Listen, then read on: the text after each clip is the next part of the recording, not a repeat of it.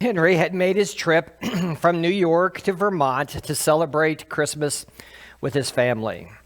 He really enjoyed his time with his family, but he loved the time that he could spend with his nieces and nephews.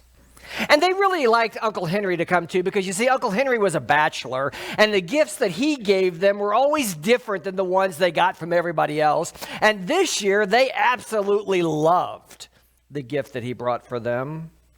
You see, Uncle Henry taught music at a seminary in New York, and this past year he had written a song for the Christmas musical at the school, and he just wanted to share it with his family. Some who knew about him writing the song said that he may have even been thinking about his nieces and nephews as he wrote this song, because you see, a tradition for the family was that every year they would have their own little pageant celebrating Christ's birth as they got together. Now, this year, what Uncle Henry brought was a song that he introduced to their little pageant for the first time. And it's a song about some men who traveled a very long way to see Jesus. The song, of course, is We Three Kings. It was written by John Henry Hopkins Jr., and it was such a big hit amongst his family and then his friends who heard it that they encouraged him to publish this song, and he did so just 2 years afterwards. What you may not know about the song We Three Kings is that it was the first Christmas carol that originated in the United States that made had worldwide acceptance and became popular. Now, other songs, of course, that we sing every year were started in other countries and they became popular here. And probably now there's been some songs that have been made in the U.S. that have become popular in other places. But We Three Kings was the first of the American carols to hit it big time worldwide. Now, We Three Kings is just a masterful written poem about some wise men who came from the East to visit Jesus. Now, I remember as a kid, there was a pageant that we were doing on Sunday morning in the old building just across the way, and I had my best blue velvet bathrobe on, because I was one of the kings, okay? And we sang this song, We Three Kings. Now, at the time, I didn't know that I couldn't sing, but I was told afterwards, okay? I think I was called Johnny One Note for We Three Kings that year. But you know what? I'm not going to sing it to you today. I'll spare you that. But I do want you to look at these words that John Hopkins wrote in this very familiar song. We three kings of Orient are, bearing gifts we traverse afar, field and fountain, moor and mountain, following yonder star. Oh, star of wonder, star of night, star with royal beauty bright, westward leading, still proceeding, guide us to thy perfect light. If you haven't looked at all of the verses of that song, what he does is he goes on and he adds about the gifts that each of these wise men bring and they present to Jesus, and then the significance that they had in Jesus' earthly ministry here. What he did was he took some basic information. Okay, Hopkins did. He took some basic information that Matthew gave us in chapter 2 of his gospel, and then he just poetically added some details to it. For instance, just using the number 3. There's no place in Scripture where it says there were just 3 wise men who came. All we know is that there were 3 gifts that were presented to him. Maybe there were 12 wise men, and 4 of them gave him each of those gifts. Who knows? What I really appreciate about Hopkins' song, though, is how he highlights the guidance that the star brought to these men. See, it led them to Jesus, who, if we remember back from our study of Colossians chapter 1, verse 16, this baby created the star that led the wise men to worship him. We're in a Christmas series, as you know, entitled The Thrill of Hope. And what we're doing is we're taking the time to just remember and celebrate Jesus' birth so that we can experience this feeling of great excitement and pleasure. Many of us have allowed what's going on around us to make us numb. And so what we need is to have a thrill. We need to have some excitement in our lives that will remind us that there is hope in our world. And that's what we want you to do, is to experience the thrill of knowing that Jesus is the hope that God has given to us. And what I hope happens today is that just as we're going to see this star guided this group of men, these, quote, wise men, we can still be guided today to worship God as well. Before we dive into the story itself this morning, what I want to do is to clarify a couple of terms that, at least in my mind, sometimes I get confused. Now, you may not, but I do. And so what I want to do is I want to clarify the terms astronomy and astrology. Both involve stargazing, but they're really two very different things, okay? So we really don't want to confuse the two. Let's begin by looking at just the definition of the word astronomy, okay? Astronomy is a natural science. It's a natural science that studies celestial objects and phenomena using mathematics, physics, and chemistry to explain not only their origin, but also their evolution. Now, we all know that astronomy is, one of the oldest natural sciences. Early civilizations documented how they used the stars to do mathematic calculations and to do other things. And so it's been around for a very, very long time. People have been looking in the night sky and doing some calculations for a very long time through astronomy. Astrology, on the other hand, is a range of divinatory practices recognized as pseudoscientific, okay? Pseudo means fake, so basically just kind of a fake science, at least since the 18th century. It discerns information about human affairs and terrestrial events by studying the apparent positions of celestial objects.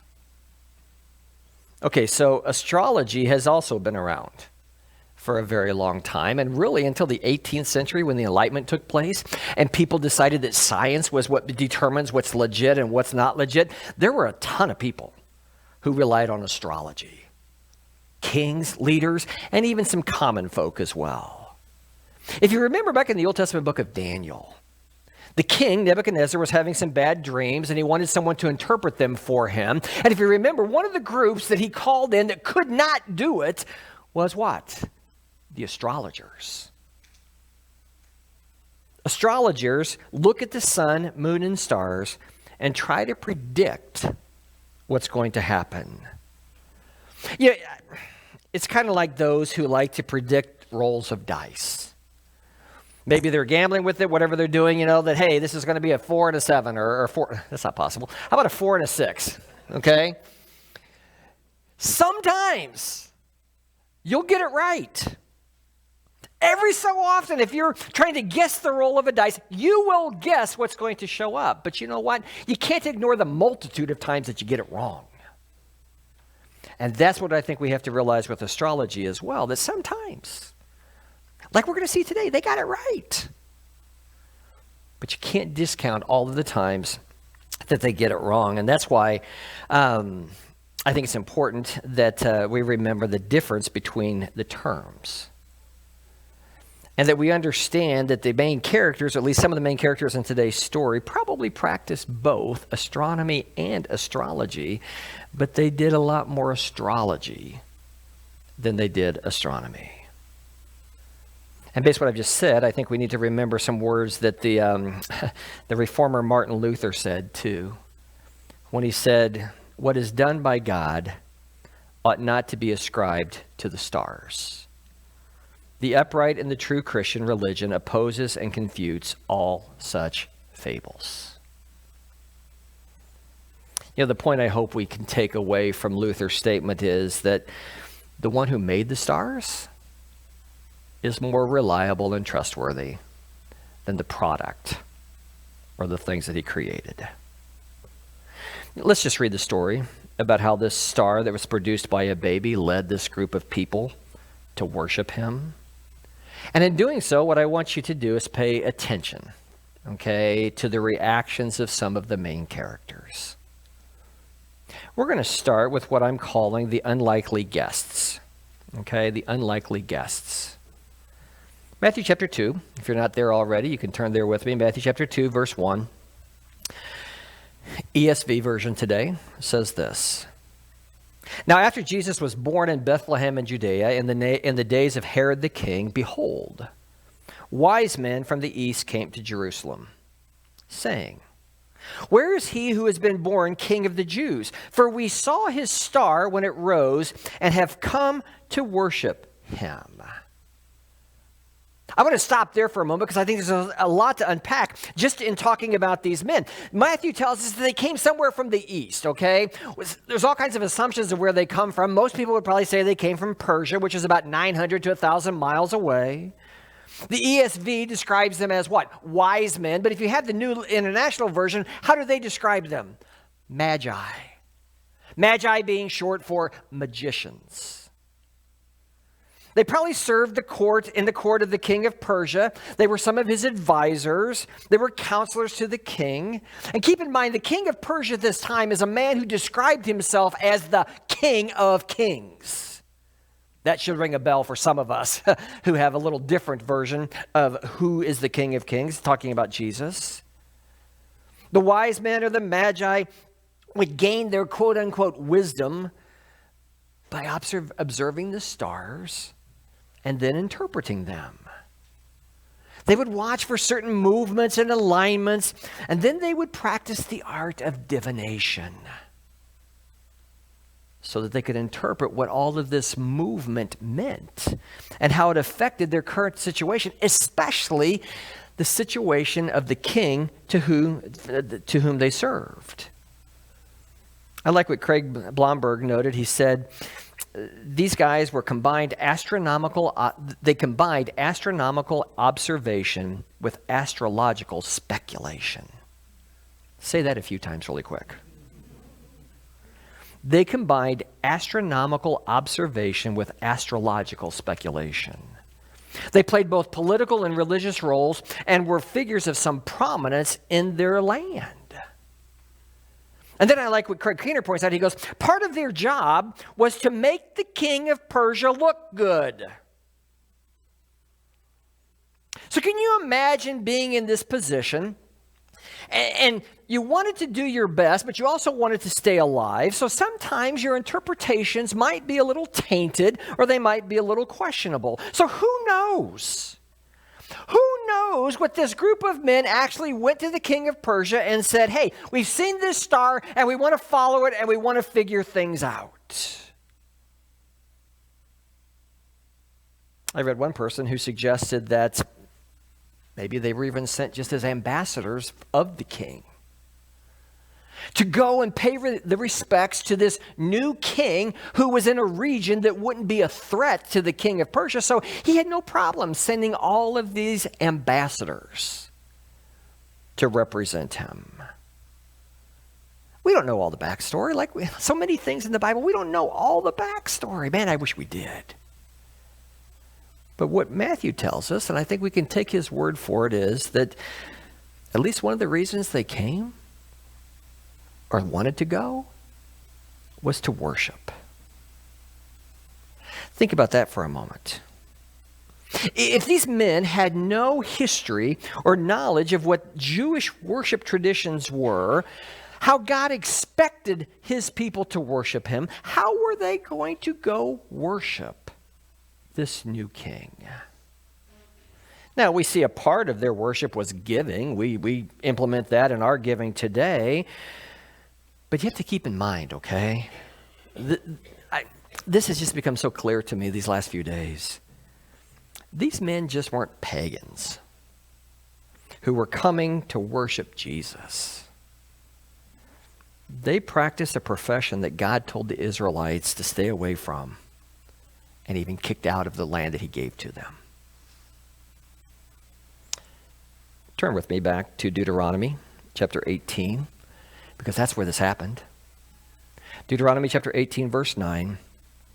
This is God giving instructions to the Israelites as they're getting ready to go into the promised land. I want you to listen to the people that God says stay away from. He says, when you come into the land that the Lord your God is giving you, you shall not learn to follow the abominable practices of those nations, There shall not be found among you anyone who burns his son or his daughter as an offering, anyone who practices divination or tells fortunes or interprets omens or is a sorcerer or a charmer or a medium or a necromancer or one who inquires of the dead. For whoever does these things is an abomination to the Lord. And because of these abominations, the Lord God is driving them out before you. What in the world is going on here? Think about it for a moment. God is leading the very people he told the nation of Israel to stay away from, to come and visit and worship his son. What God's up to is there any more obvious display of why Jesus came to this earth? I think what we're beginning to see is that there's something far greater than just a group of men who want to deliver gifts to a baby. What we're beginning to see is God's plan of salvation for everyone. And that plan of salvation was for everyone, even these men who practiced things that he had condemned before, and it also could have included a very paranoid monarch. That's the second character that I want us to look at today. Matthew introduced us to the King Herod in verse 1, and if you know any history at all about this man, he was a hopeless soul, okay? He was hopeless. His only concern was about maintaining his own power. At this point in time, okay, when Jesus was born, he had already put to death his mother-in-law, at least one of his wives, 3 of his sons, and other people who tried to take away any perceived power that he had that he was afraid they were going to take. I think it's safe to say that Herod was one hot mess. Get this, Caesar Augustus, okay? You know the Roman Emperor Caesar Augustus? You've heard of him, right? He had some encounters with King Herod. I want you to hear what he said about King Herod. He said, "I'd rather be Herod's pig than his son." Think about that. Now, part of what he's doing there in the Greek, the word for pig and son are very similar. It's just kind of a pun that he's making, but the statement holds. And Caesar said, "I'd rather be Herod's pig than his son." Well, here's how Herod reacted when these somewhat naive, unlikely guests arrived at his palace and were looking for this new king of the Jews. Look with me at Matthew chapter 2, verse 3. When Herod the king heard this, he was troubled, and all of Jerusalem with him. And assembling the chief priests and the scribes of the people, he inquired of them where the Christ was to be born. And they told him, "In Bethlehem of Judea, for so it was written by the prophet." And then he says this, he quotes from the prophet, "And you, O Bethlehem, in the land of Judah, are by no means least amongst the rulers of Judah, for from you shall come a ruler who will shepherd my people Israel." I don't know about you, but I find it kind of interesting that there was this group of men who saw a star and then traveled hundreds and hundreds of miles to try to figure out the meaning of it. While at the same time, you have this group of people who were less than 5 miles away from where the event actually happened. And they either didn't recognize it, didn't see it, or they just didn't care. They didn't care, at least until their paranoid leader started asking them some questions about what was going on in their own backyard. Let's give Herod some credit, too. He may have picked up on some of his conversations that he had with the Jews about some rumors. He would have seen them as rumors about this long-awaited king who would come and deliver the nation of Israel. We're not sure what all was going on inside of Herod's mind, but man, I would have loved to have been there while he just waited for the wise men. Because this is what he said. He said, Herod summoned the wise men secretly and ascertained from them what time the star had appeared. And he sent them to Bethlehem, saying, "Go and search diligently for this child. And when you have found him, bring me word that I too may come and worship him." If anybody thinks Herod had any intention of going and worshiping Jesus, I'm sorry, you're wrong. His only intention was to go eliminate the competition. So again, I just mentioned, can you think about what was going through Herod's mind the whole time the wise men were out looking for this baby? He would have been going crazy. How great would that have been? Just to be able to see that. I think what Matthew wants us to do is to see the comparison between the unlikely guests and the paranoid monarch. One group found what was happening fascinating enough that they went on a very long journey to figure it out. Could it be that they were looking for something real to hope for, or to put their hope in? At the same time, there was this madman whose only concern was about maintaining his power and chose to remain hopeless, even though all of these things took place in his backyard just a short distance away. What we're going to read next, though, is how these unlikely guests were led to what they were looking for. Actually, more than they were looking for. And when they found it, they turned into ecstatic worshipers. I still don't know what they really were thinking when they said they wanted to go and worship Jesus. I really don't think it's how we define worship. But the star guided them to Mary and Joseph's house. And after they saw Jesus, I think a lot changed. The mystery that they had been trying to understand by watching stars was finally fulfilled. They had finally found that hope that they were looking for. And here's why I say that. Look with me at Matthew chapter 2, beginning in verse 9. After listening to the king, they went on their way, and behold, the star that they had seen when it rose went before them, until it came to rest over a place where the child was. When they saw the star, they rejoiced exceedingly with great joy. And going into the house, they saw the child with Mary, his mother. They fell down and worshipped him. Then they opened their treasures. They offered him gifts, gold, frankincense, and myrrh. And being warned in a dream not to return to Herod, they departed to their own country by another way. Two things I want us to catch. The star guided them to Jesus. And when the star met its creator, the wise men rejoiced. They were filled with joy. There was so much joy that it just oozed out of them. That's what the original language is talking about here. They could not contain their joy. Why? Second thing, I think they knew they were worshiping more than just a baby king. They were actually worshiping the one who created the star that they had been following. What a scene that must have been. Use your imagination for a moment and try to be Joseph if he was there, or Mary. You're just doing your business one day, and this group of old men show up at your door, and they're dressed differently. They probably still a little dirty from travel, all that kind of stuff. And they tell you that they've been following a star that was positioned over your house. And they tell you that the reason they came was because they wanted to worship your son. What would you have thought? What would you have done if you were Mary?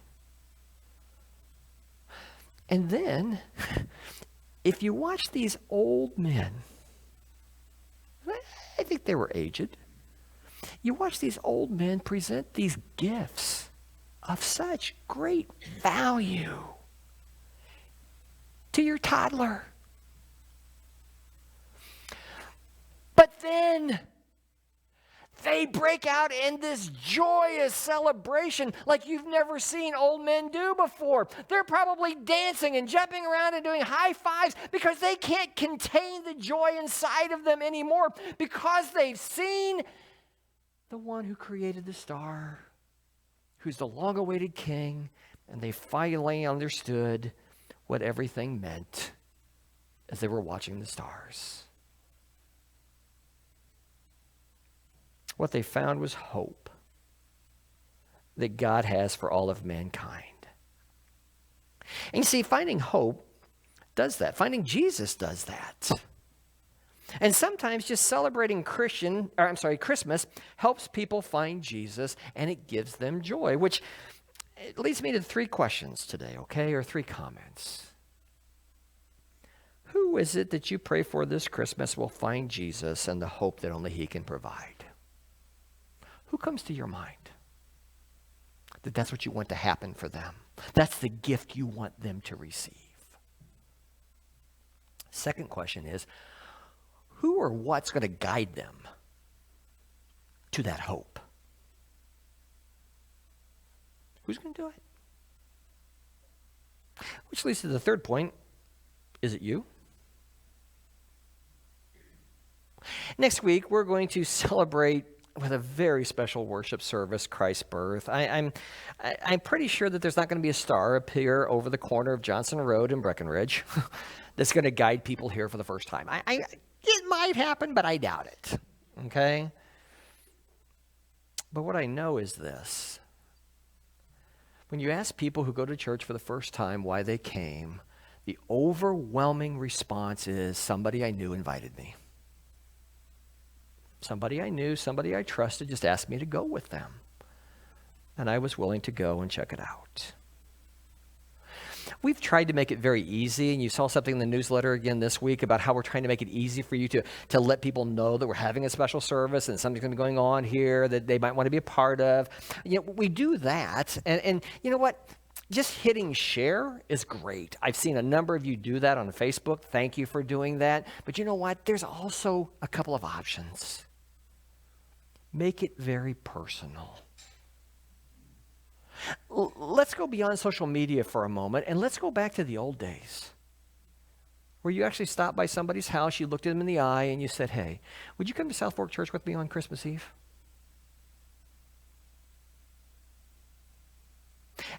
And just let them know that your heart is that you want them to come with you. Now, some reactions that you might get from people would be, oh man, if I walked in that church, the walls would fall in. Because you don't know what all I've done or what I've been through and those types of things. Can you remember if somebody says that to you? That some of the first people that God led to worship his son were the people he kicked out of the country that he gave to his own people. There were people that he said, stay away from, do not have anything to do with these astrologers, these divination people, all of these things. Stay away from them. But that's who God led to come and worship his son Jesus. So there's nobody out there who's done anything, any way, shape, or form that's worse than what those men had done. And yet that's who God called to worship his son. The bottom line is this. God wants everyone to experience the thrill of hope. And until we find Jesus, or they find Jesus, we'll never know that feeling. Who will you help find that hope this Christmas?